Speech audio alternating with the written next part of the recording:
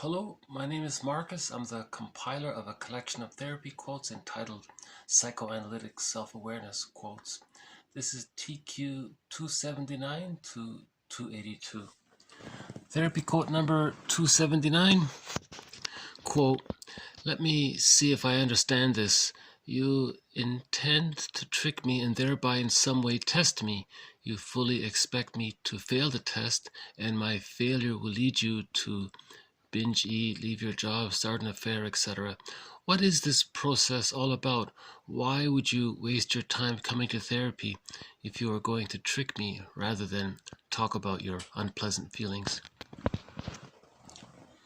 So that's an example of so-called therapeutic confrontation.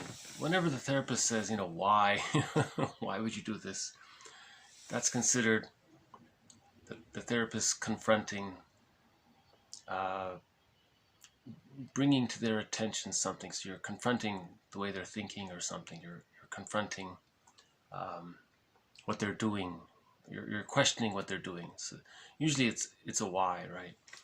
So this is common. This is called the testing phase. Apparently, in the beginning, the client will test the therapist to see if he's safe. But she doesn't talk about it. She'll just test the therapist. Maybe after a while, she continues to test the therapist, or she's engaged in the repetition compulsion. So she's maybe trying to defeat the process. Maybe she's trying to not let the process work, not let the therapy process have a chance, and then she can avoid the pain of bringing up her unpleasant feelings, because that's the goal, to bring up the unpleasant feelings, to digest them, so that whole object relations can take place, right? So he's bringing all this to her attention, and giving her permission, reminding her that that's what we're here for. It's okay. You can talk about whatever memories come up. Yeah. Okay. 280.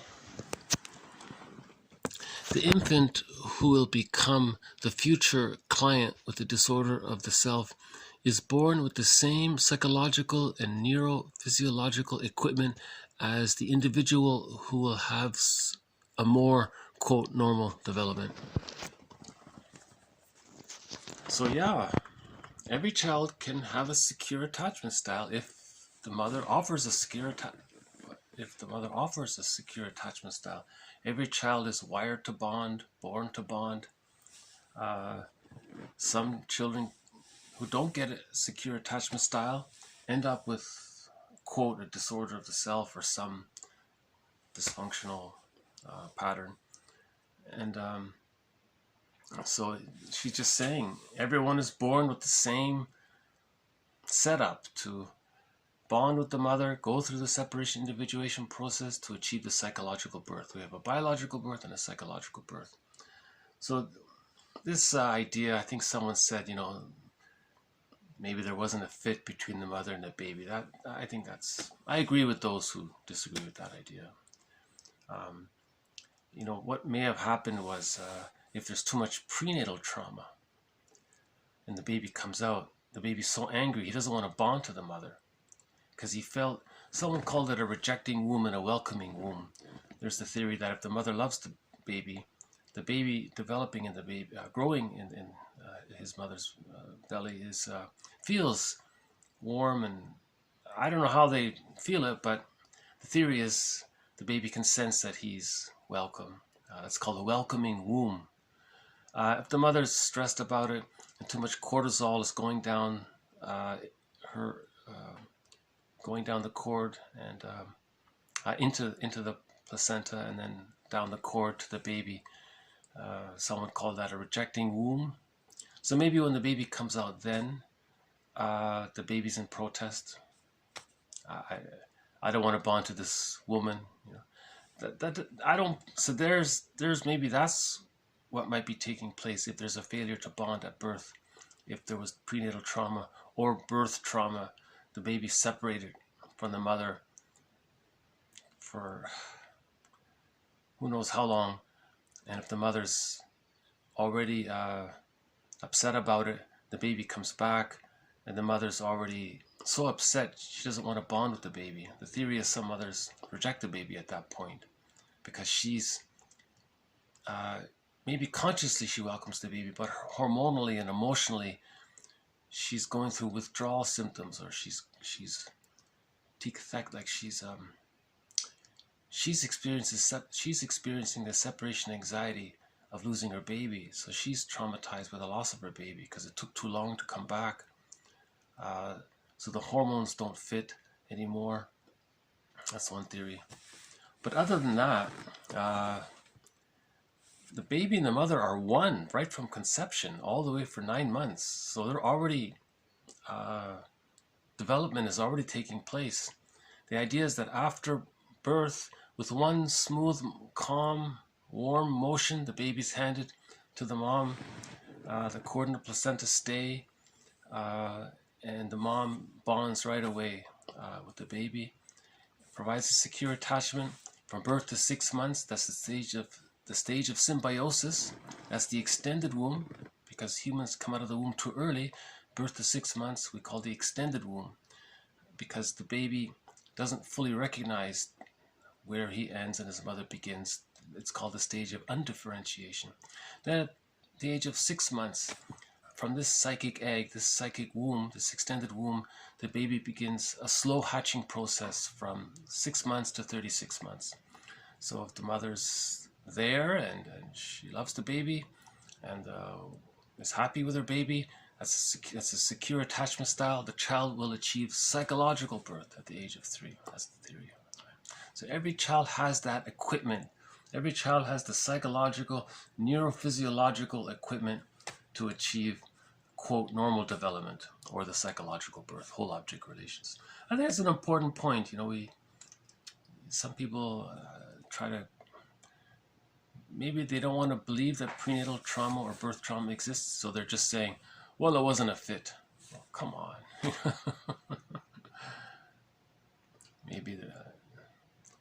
So maybe there's more information about that. If I get more information, I'll update. I'm certainly open to learning about that. Anyways, let's move on to 81. Analysis frees the ego from the tyranny of fixed, automatic, unconscious infantile patterns. The infantile is analyzed out, and the mature is freed so that emotional growth can take place. Yeah, I liked his phrase, analyzed out. Analyze out those archaic, infantile defense mechanisms: splitting, projective identification, displacement, externalization, acting out, and others, reaction formation, magical thinking, undoing, and a few others. So by the age of 3, all those infantile defense mechanisms are meant to be existential hearsay, no longer needed. It was just needed to survive childhood.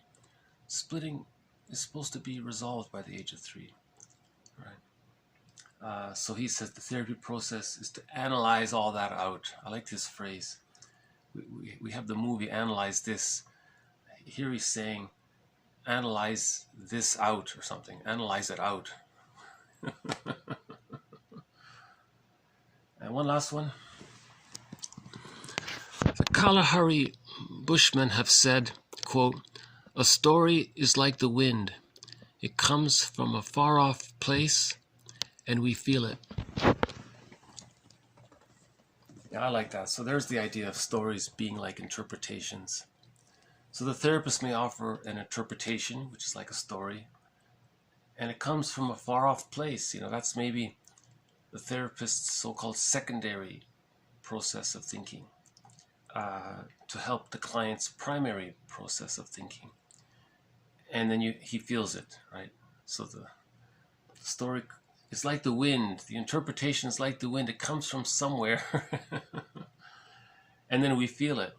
So yeah, if someone provides an interpretation, it's more explanatory, it's more inclusive, it's more adaptive for the person, It updates what happens. It's more validating.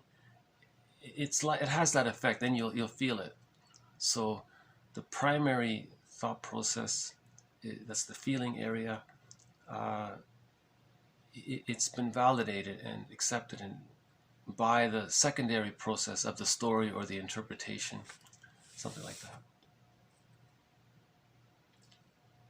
Yeah, so even the Kalahari Bushmen, it's interesting that indigenous cultures all have proverbs about their stories, and they're basically describing interpretation, really. It's interesting, right? So stories were their psychotherapy sessions, those stories. Sitting by the fire telling a story, But see, they set it up like a therapy session.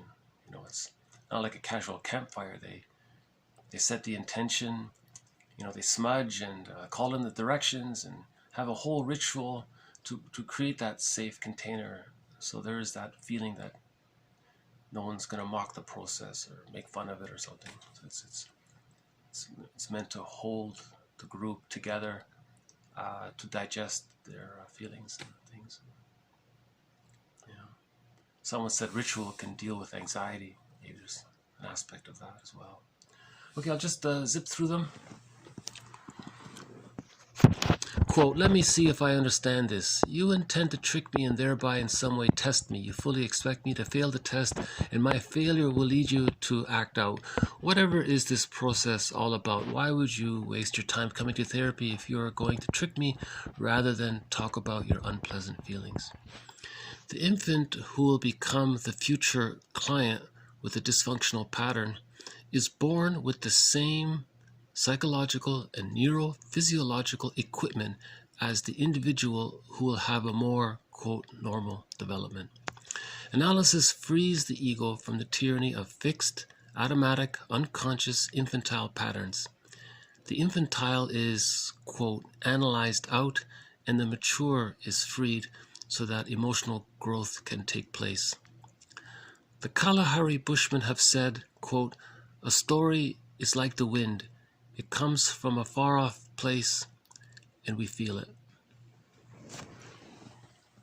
This has been TQ 279 to 282. Thank you very much. More to follow. Thank you. Bye for now.